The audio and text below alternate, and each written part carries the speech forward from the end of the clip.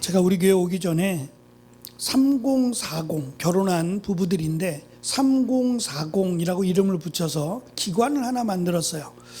중간층의 기관을 만들고 그 기관에 제가 담당은 아닌데 기관에서 1박 2일 캠프 겸 수련회 겸 짧은 일정이죠. 1박 2일 외곽으로 다녀온 적이 있습니다. 지금도 하는지는 모르겠는데요. 3040이니까 아이들이 어리겠죠. 요즘 결혼들을 좀 늦게 하잖아요. 30 넘어서 하는 거는 일반적이니까 3040 그래봤자 아이들이 거의 초등학생들이고 더 어린 아이들도 있더라고요. 그래서 막 뛰어다니고 시끄럽고 난리가 아니에요. 캠프로 갔으니까. 그래서 함께 아이들과 식사하고 이런 좋은 시간을 갖고 저녁에는 이제 아이들이 좋아하는 만화 영화 같은 거를 이제 프로젝터로 외곽에서 밖에서 스크린 설치해 가지고 보여주면서 이제 엄마 아빠들 3040 엄마 아빠들 따로 모여서 대화를 갖는 시간을 좀 했어요.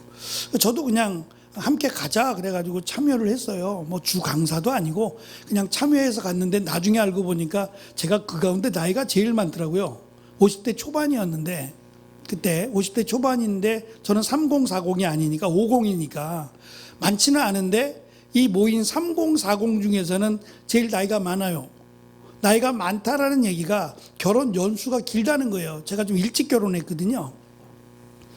일찍 결혼했으니까 연차가 그때도 거의 20년 가까이 결혼한 지 20년 되니까 이제 얼마 안 된 결혼한 지 초짜 되는 그분들의 입장에서는 그래서 나를 불렀나? 내가 결혼한 지 오래됐고 해서 나를 불러놨나? 그 생각을 혼자 했어요.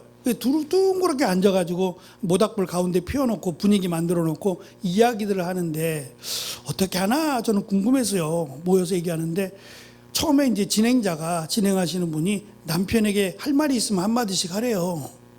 다 모아놓고 남편에게 불만이 있거나 이런 거 한마디씩 하래요. 이런 걸 어떻게 하지? 왜 이런 걸 하라 그러지? 속으로 이제 걱정도 되고 그랬는데 하더라고요. 확실히 달라. 3040 확실히 달라요. 남편에게 불만을 얘기하는데 놀라운 거는 비슷해요. 아내들이 하는 불만이 남편에게 하는 불만이 크게 다르지 않고 비슷해요. 그 가운데 하나가 주말이 되면 이제 집에 쉬는 날이잖아요. 쉬는 날은 하루 종일 리모컨 붙들고 있대요. 일 좀 도와줬으면 좋겠는데 청소도 하고 빨래도 하고 하니까 본인도 일하잖아요. 요즘 3040 노는 부부 없어요. 맞벌이하고 다 일하는데 토요일이 되면 아싸 그러고서는 누워가지고 리모컨만 붙들고 깨작깨작 거린대요. 그 꼴이 너무 싫어가지고 같이 좀 하자. 잠깐이라도. 그러면 나가서 안 온대요. 나가서 안 들어온대. 저녁 때 들어온대. 친구 만난다고. 한두 번이지 그것도. 똑같아요. 거의 비슷해요. 하지만 불만이 쌓일 대로 쌓였어요. 근데 남편들에게 얘기했으니까 이제 남편들이 아내에게 불만이 뭐냐라고 물어봤더니 리모컨 뺏는다고 불만이에요. 리모컨 뺏는다고 불만이고 잔소리가 많다고 불만이고 뭐 이렇게 하지 말라는 게 많은지 모르겠다고 컴퓨터 좀 하려고 그러면 맨날 컴퓨터만 한다 그러지 뭐 좀 한다 그러면 왜 맨날 그냥 죽겠다고. 그래서 이게 뭐지? 이건 불만이 아니에요. 지금 남편들이 하고 있는 거는 불만이 아니라 아내들이 하는 말에 대해서 자기가 마음대로 하고 싶은데 마음대로 할 수 없는 제재를 가한다는 데 불만이에요. 그래서 제가 이게 뭐지? 분위기가 왜 이렇게 되지? 싸울 분위기가 된 거예요. 근데 걱정이 좀 됐어요. 이걸 왜 이렇게 순서를 진행해가지고 남편에게 불만이 뭐냐, 아내에게 불만이 뭐냐 해가지고 분위기를 이렇게 싸게 만들었지? 라고 이제 걱정이 됐어요. 근데 시간이 좀 지나서 한 여자 집사님이 나이가 몇 살인지 정확하게 모르겠어요. 근데 결혼한 지 얼마 안 됐겠죠. 애가 어리니까. 갑자기 눈물을 이렇게 뚝뚝 흘리는 거예요. 이제 난리 났다. 이제 왜 이걸 이렇게 진행해가지고 이 사단을 만들어 놨을까? 저는 이제 걱정이 된 거예요. 제가 진행자도 아니고 저는 그냥 앉혀놓고 혹시 뭐라도 필요하면 저를 쓸까? 막 그랬던 것 같은데 걱정이 된 거예요. 그래서 뭐라고 나설 수도 없고 가만히 있는데 눈물을 뚝뚝뚝 흘리더니 나중에 이제 하는 말이에요. 내 남편도 똑같구나. 그러는 거예요. 자기만 그런 줄 알았다는 거예요. 내 남편만 그런 줄 알았대요. 내 남편만 이렇게 속색이고 하루 종일 누워서 리모컨만 이렇게 붙들고 있고 방 속에 들어가서 안 나오고 그런 줄 알았대요. 근데 다 똑같다는 거예요. 다른 남편도. 위로가 돼서 눈물이 나더래요. 나만 불쌍한 여자가 아니구나, 나만 불쌍한 아내가 아니구나 라고 하는 것 때문에 그래서 분위기가 좋아졌어요. 내 남편만 그런 게 아니구나 라는 것에 위로받았대요. 저 남편도 똑같구나, 저 아내도 똑같이 나랑 이런 소가리를 하는구나 라고 하는 생각에 위로를 받았다 그래서 깜짝 놀랐어요. 이런 게 위로가 되는구나 라는 생각에 말입니다. 죄송하게도 제가 어쨌든 고질병이었는데 늘 그 불편해하던 발목 수술을 받았어요. 그리고 벌써 한 달이 넘게 지나가고 있습니다. 그래서 이제 뭐 보호 장구도 풀고 이제 편하게 운동화도 신고 하는데 며칠 전부터 이 수술한 부위가 아프기 시작해요. 그리고 이게 뻘겋게 이제 그 주변이 뻘겋게 되기 시작했어요. 이거 뭐 잘못됐나 보다. 수술이 잘못돼서 이게 또 뭐 문제가 되나 보다라고 생각했는데 언뜻 선생님이 했던 말이 생각이 나는 거예요. 무슨 말을 했냐면 수술을 한 다음에 그 주변이 검해요. 검해요. 왜 그런지 모르겠는데 검해서 이 주변이 수술하고 나면 그걸 다 떼어내니까 그 주변이 죽는데요. 그래서 까맣게 됐다가 시간이 지나면 살아나는데 그 살아나는 증거가 바로 이거라는 거예요. 빨갛게 된다는 거예요. 그러니까 몸살을 앓고 있는 거예요. 얘가 살아나려고 하다 보니까 그냥 살아나는 게 아니라 살아나는 증거가 뻘겋게 되고 아픈 거예요. 근데 저는 이제 아프니까만 생각했는데 그 선생님이 하신 걸 생각해 보니까 사는 거예요. 얘가 살아나는 증거예요. 살아나는 증거가 통증도 나오면서 이제 빨갛게 몸부림을 치는 거예요. 나름대로. 예? 3살이 도단할 때 그렇잖아요. 저는 가려울 줄만 알았는데 그건 나중 문제고 이제 빨갛게 몸부림 치면서 3살이 도단하는 거더라고요. 제가 이 말씀을 드리는 이유가 우리가 상처를 입으면 상처가 회복된다고 말하지만 회복이 쉽지 않다는 거예요. 회복이 되기 위해서는 말씀드린 3살이 돋기 위해서는 이 몸부림을 치고 있는 아픔이 있다는 거예요. 우리는 금방 회복될 거야 라고 생각하는데 그렇지 않아요. 금방 회복이 아니고 상처에 따라 크기에 따라 다르긴 하겠지만 3살이 돋는 아픔이라는 게 있어요. 사도 바울은 지금 가정에 대해서 말하면서 조금 더 확장되는 것 같죠. 일터라고 하는 주인과 종의 관계가 지금 성령 충만한 가정으로 연결을 시켜내고 있어요. 왜 그러냐? 당시의 종은 가족이에요. 우리처럼 출근했다가 퇴근하는 이런 개념이 아니라 종을 돈 주고 샀어요. 돈 주고 사서 집에 가족의 일원으로 포함을 시켰단 말이에요. 그런데 당시의 종은 물건 취급받았어요. 돈 주고 샀다니까요. 돈 주고 샀으니 내 마음대로 내가 팔아도 되고 심지어는 때려서 죽여도 법으로 제재할 법이 없어요. 사람들이 뭐라 하겠죠? 저 사람 나쁜 사람이야. 아무리 돈 주고 샀어도 사람인데 저렇게 짐승처럼 부려도 돼? 라고 하며 욕은 하겠지만 사회적으로 제도적으로는 문제가 안 됐단 말이에요. 그래서 종들은 좋은 주인을 만나는 것을 그냥 소망으로 여겼어요. 좋은 주인을 만났으면 좋겠다. 일이야 뭐 당연히 해야 되지만 내가 좋은 주인을 만나서 그래도 열심히 일을 하면서 짐승 취급만 안 받았으면 좋겠다. 또 내가 낳은 가족이 있잖아요. 종들도 가족이 있는데 그 종들의 가족도 주인 거예요. 거기에 좀 예쁘장한 딸이라도 있으면 이제 걱정이 되는 거예요. 주인이 자기 저거 삼겠다고 이러면 이거 내줘야 된단 말이죠. 자기만 고통을 당하는 게 아니라 자녀들까지 고통을 당해야 되는 이 제도에서 할 수 있으면 이 종이라고 하는 신분에서 벗어났으면 좋겠다. 그게 유일한 소망이에요. 그 통로 중에 하나가 올림픽이라는 거예요. 그래서 올림픽에서 면류관, 우리가 돼지고기 삶을 때 뭐 하나 넣죠. 이파리 하나 넣죠. 월계수 잎. 그래가지고 정육점에서 주는 그 월계수 잎, 그 이파리를 엮어가지고 이렇게 관식으로 머리에다 씌워주는 거. 그 잎을 엮어가지고 실로 묶어서 머리에다 씌워주는 것을 멸류관이라 그랬어요. 그래서 1등을 하면 그 이파리를 머리에다 씌워주면 이 사람은 종이라고 하는 신분에서 하나 위로 올라가서 자유인이 돼요. 그러니 이 올림픽에서 1등하기 위해서 얼마나 노력을 했겠어요. 한 명만 1등인데 그 한 명이 되기 위해서 얼마나 피나는 노력을 했겠냐 말이에요. 근데 문제는 그 월계수 잎이라고 하는 월계관이 시간이 지나면 어떻게 돼요? 돼지고기 삶을 때 집어넣는 이파리처럼 부서지죠. 마르잖아요. 그래서 이 땅에 잠깐 있는 그게 얼마나 소중한데 아무리 소중해도 상하잖아요. 시간이 지나면 마르고 부서지는 이 멸류관 말고 장차 우리가 얻게 될 그 멸류관이라고 하는 썩지 않은 멸류관이라고 설명해요. 그 멸류관, 하나님으로부터 받게 되는 하나님의 자녀의 멸류관, 그 멸류관을 소망하라고 강조하고 있어요. 오늘 말씀에 8절에 보면 여러분이 종의 신분이든 자유인이든 주님께서 선을 행한 것에 대해 보답해 주신다라고 말씀하고 있어요. 이 보답해 주신다는 것이 이 개념이 있어요. 썩지 않을 멸류관을 주신다는 거예요. 너희가 믿음을 가지고 참고 인내하며 그리스도인으로 하나님의 자녀로 선을 행하면 그에 합당한 하나님의 은혜와 선물을 주시겠다는 거예요. 자, 그러면 왜 가정이라고 하는 테두리에서 이 일터라고 하는 말씀드린 종과 주인에게까지 연결을 시켰느냐?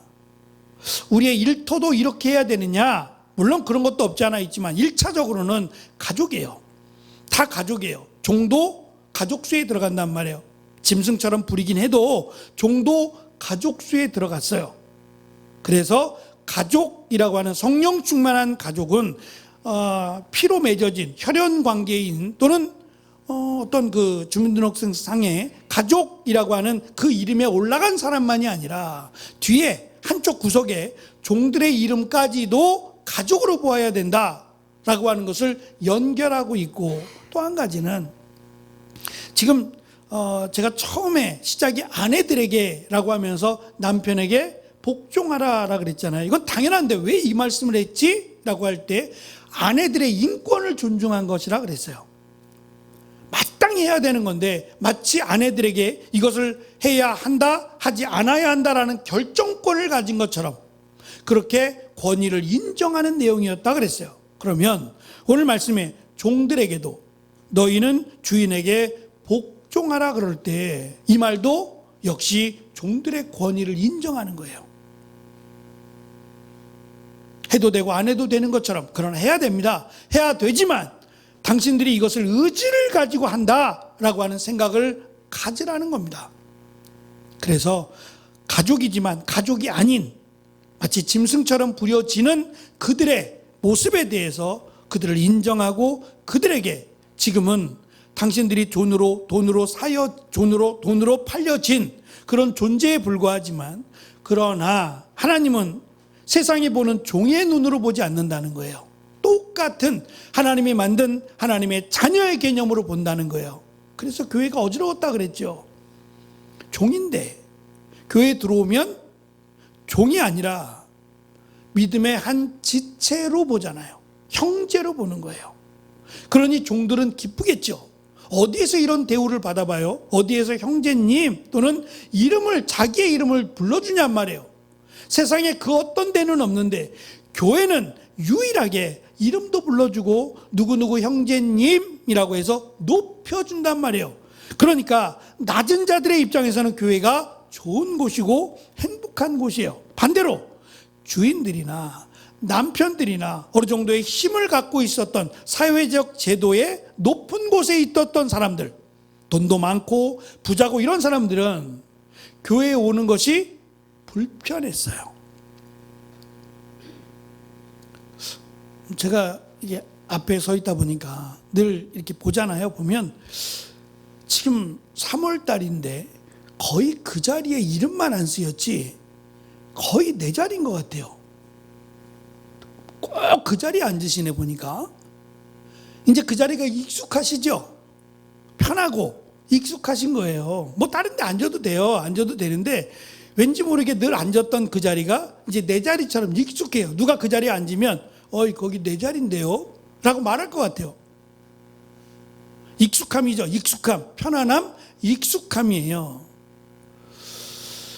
나쁘다는 게 아니라 이제 그것이 자칫 잘못되어 버리면 그 익숙함이 무례함이 될 수 있어요.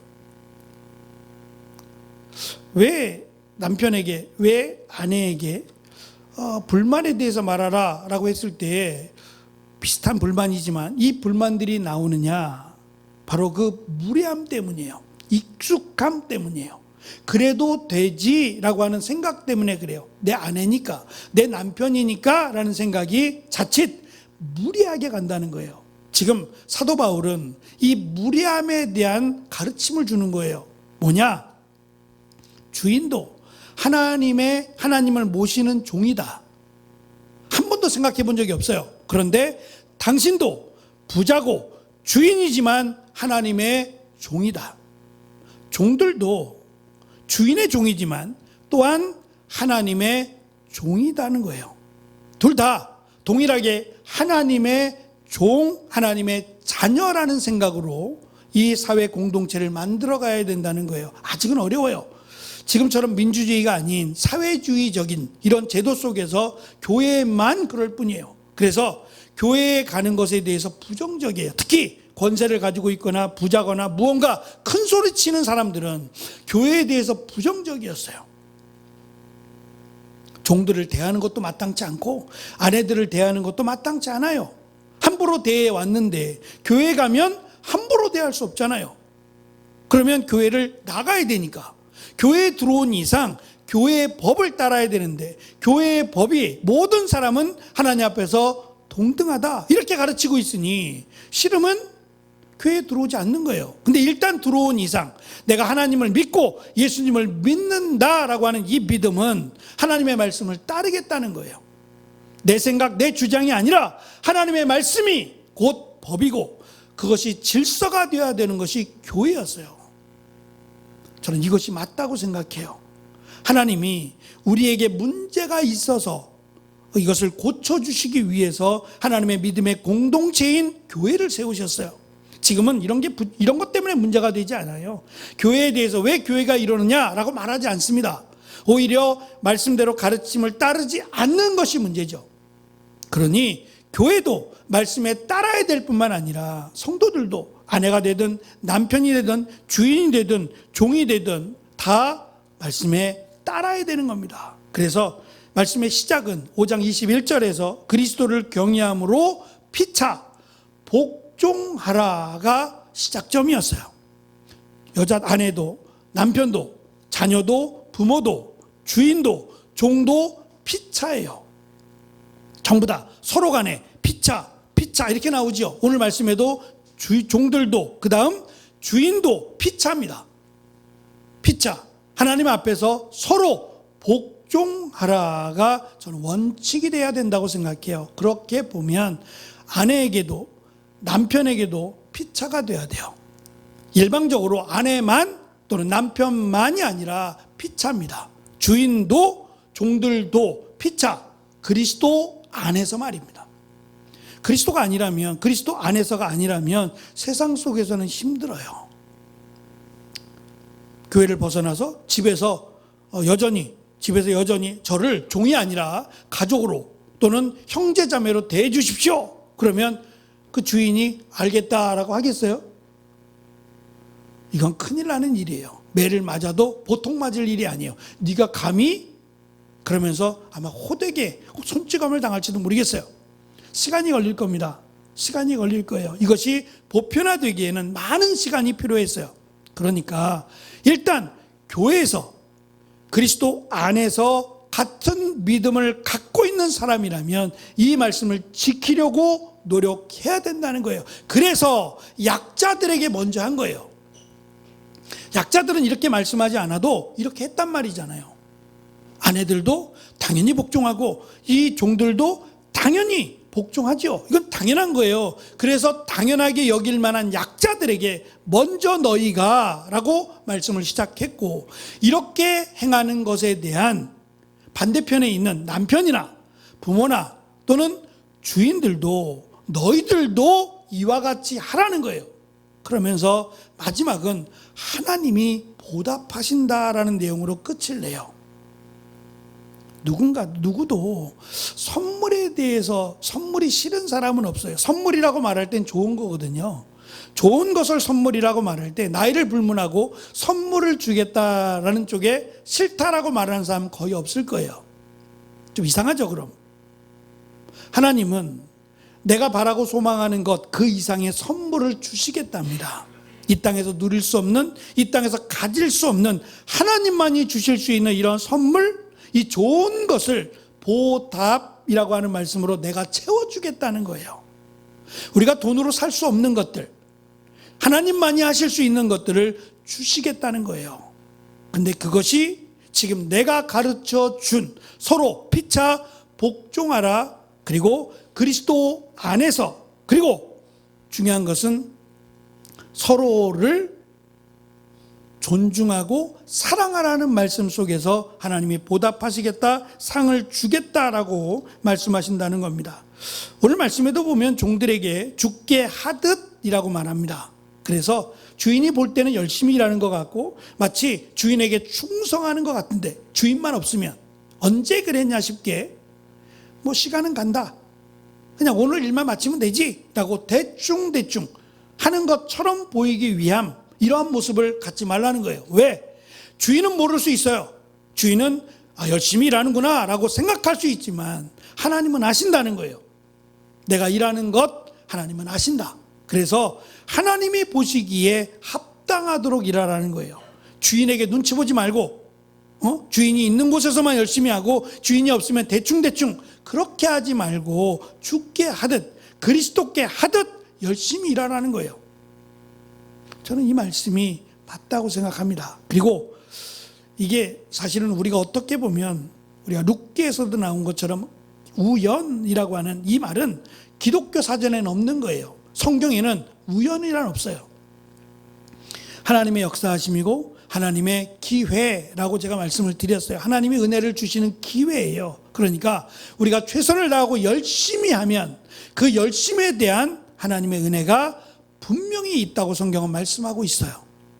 우리가 믿음 생활할 때 물론 사람을 의식하지 않을 수는 없어요. 그래서 사람을 의식하다 보면 부담이 돼요. 내가 잘 보여야 되는데 라고 하는 부담이 될 수 있어요. 근데 하나님을 보세요. 하나님이라면 어떻게 하실까? 하나님이 기뻐하실까를 생각하면 우리의 일이 달라져요. 사람은 인정하지 않을 수 있어요. 내가 한 일에 대해서 모를 수도 있고요. 또 알아주지 않을 수도 있어요. 내가 이렇게 수고하고 열심히 했는데 알아주지 못할 때 실망하죠. 그래서 수고했습니다. 잘하셨습니다. 너무 감사한데요. 이런 인사도 우리에게는 또 때로는 소중해요. 오늘 우리 여전도회에서 이렇게 돌아가면서 여전도회에서 한 번씩 식사를 하기로 결정하셨어요. 그래서 우리 여전도회 분들이 반찬 하나씩 이렇게 갖고 와서 오늘 우리 점심 식사를 준비해 주셨어요. 그럼 어떻게 해야 돼요, 우리는? 어떻게 해야 돼요? 먹으면서 감사합니다. 맛있어요. 인사 한마디 씩해서 그럼 힘이 안 날까요? 당연히 해야 되는 건데 우리는 그냥 당연하게 해주는 것처럼, 우리 음식 수고해 주시는 분들 계시잖아요. 당연한 것이 아니라 수고해 주시는 거예요. 감사함으로 감사합니다. 맛있게 기쁨으로 감사함으로 또 먹고, 또 준비하시는 분들도 그런 마음으로 준비하시면 더 은혜가 되겠다 싶습니다. 어쨌든 우리가 조금 사람들을 더 이렇게 살펴보고 또 기쁨으로 감사함으로 이렇게 서로 나누면 너무 좋은데, 그렇지 못할 때라도 나에 대한 수고에 대해서 알아주지 않을 때 섭섭하죠. 그렇지만 오늘 말씀은 하나님이 아신다는 거예요. 하나님이 아시고 하나님이 그것에 대해서 보답해 주신다라고 우리에게 가르치고 있어요. 사람들은 우리를 때로는 알아주지 않아 섭섭할 수 있어요. 직장에서도 그렇고요. 그러나 하나님은 그 수고한 일에 대해서 하나님은 보답해 주신다라고 위로하고 계심을 우리는 기억해야 됩니다. 마지막이 주인에게 하는 말입니다. 늘 그래왔듯이 강자들, 힘이 있는 자들에게 강조합니다. 차별이 없으신 하나님은 차별이 없으신 하나님을 기억해라. 지금은 어떠한 이유로 인해서 내가 부자가 되고 어떠한 이유로 인해서 주인이 되고 권세를 누리는 것 같지만 하나님은 차별이 없으시다. 특별히 하나님은 예수 그리스도를 인간으로, 인자로 이 땅에 보내셨어요. 우리의 죄를 대신하여 십자가에 달려 죽게 하기 위해서 말입니다. 그리고 그것을 다 이루셨어요. 이유는 한 가지입니다. 우리를 사랑하시기 때문이에요. 죽기까지 사랑하시기 때문입니다. 그런데 그 사랑은 예수님께서 하신 이것을 믿는 모든 사람, 그 사람에게 동일하게 구원을 주세요. 동일하게. 이 땅은 차별이 있어요. 어쩔 수 없죠. 내가 수고한 만큼 거두는 원칙도 있을 것이고, 또 어떠한 사람들은 그것에 탁월해서 잘하기 때문에 부자가 되기도 해요. 근데 부자가 되니까 천국 가는 건 아니에요. 천국은 다르다는 거예요. 천국은 내가 권세를 가지고 있고 부자가 되고 주인이 되고 그렇다 그래서 가지 않는다는 거예요. 누구나 동일하게 하나님께서 우리에게 주신 구원의 은혜인 예수 그리스도를 믿어야만 구원을 주시겠다라고 약속을 해주셨고요. 그것을 믿는 자가 가난하든 또는 힘이 없는 연약한 종이든 상관없다는 거예요. 다 하나님의 자녀, 구원받은 하나님의 백성이 된다라고 가르쳐주고 있어요. 이게 하나님의 공평하심이에요.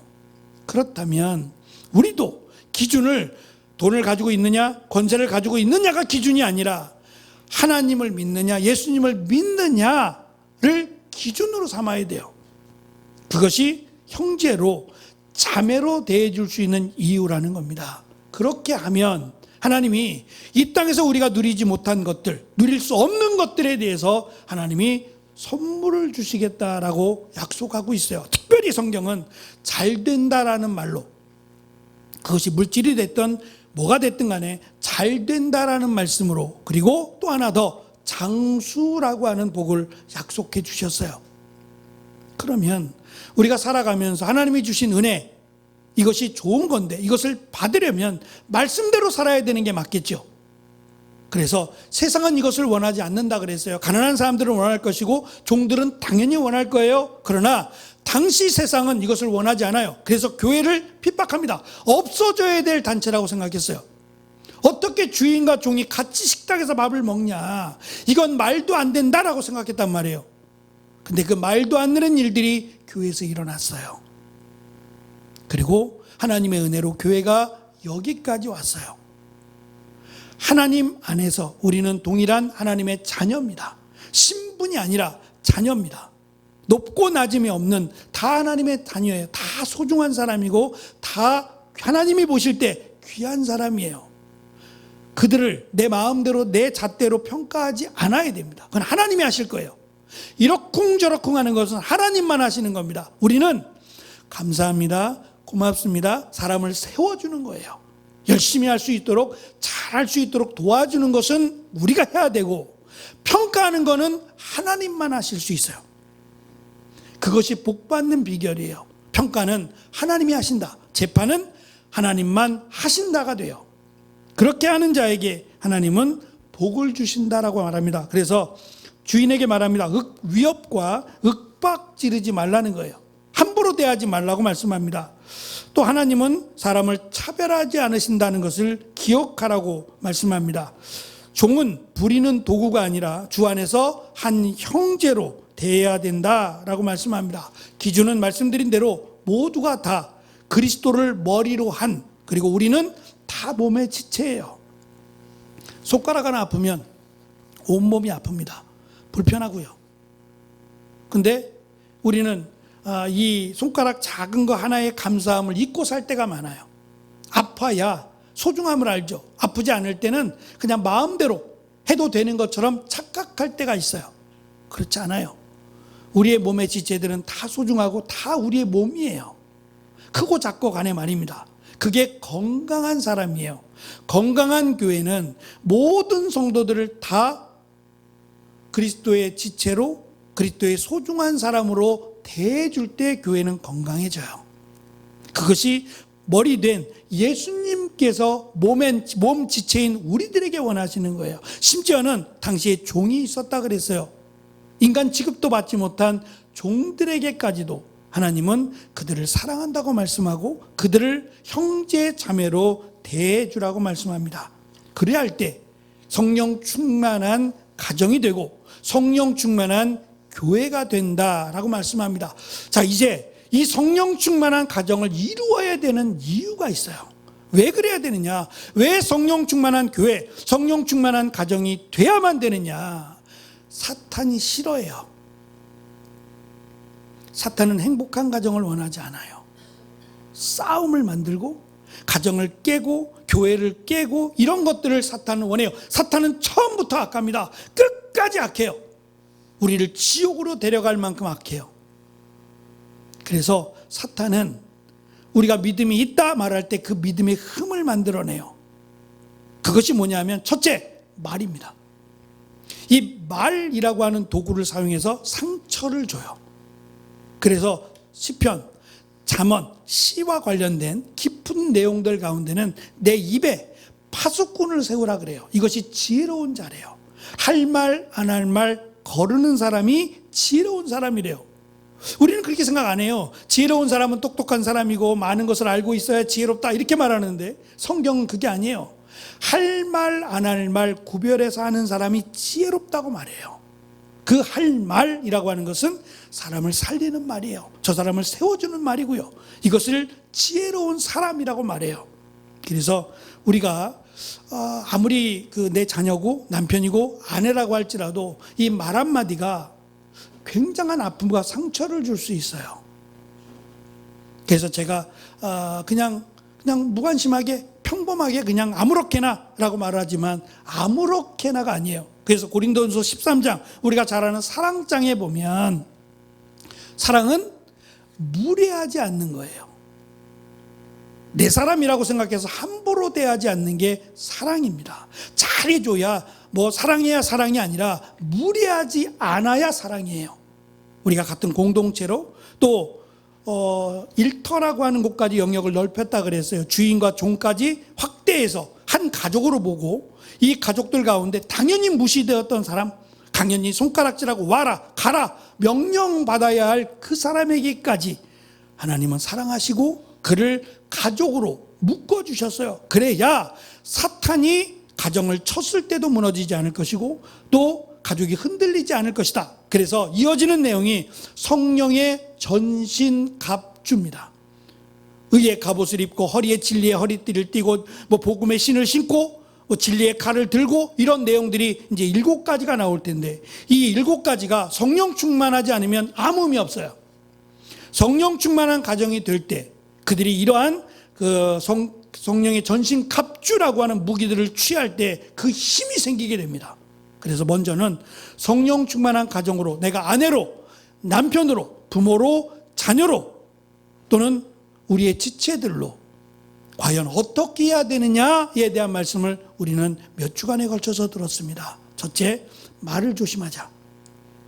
너무 쉬운데 너무 어려워요. 이미 한마디 한 것은 주워 담기 어렵죠. 글은 지우기라도 하죠. 말은 한번 내뱉으면 화살이 되어갈 수도 있고 저 사람을 하루 종일 즐겁게 기쁘게 만들 수도 있어요. 그래서 우리가 하는 말들, 이 말들을 통해서 성령 충만 이것과 무관하지 않도록 사람을 살리고 잘 세워주는 말을 할 수 있도록 특별히 오늘 식사 때 감사합니다. 맛있게 잘 먹었습니다. 한마디씩 꼭 남겨주셔서 얼마나 힘들어요. 솔직히 집에서 밥하는 것도 힘들 텐데 이렇게 많은 성도들을 위해서 음식을 준비하는 건 너무 귀하고 감사한 일입니다. 힘내서 또 해주시라면 다음에는 고기가 나올 수도 있어요. 우리 칭찬하고 세워주는 성령 충만한 가정, 성령 충만한 교회가 되는 일에 우리 모두가 힘쓰는 귀한 은혜가 있기를 간절히 축원합니다. 기도하겠습니다.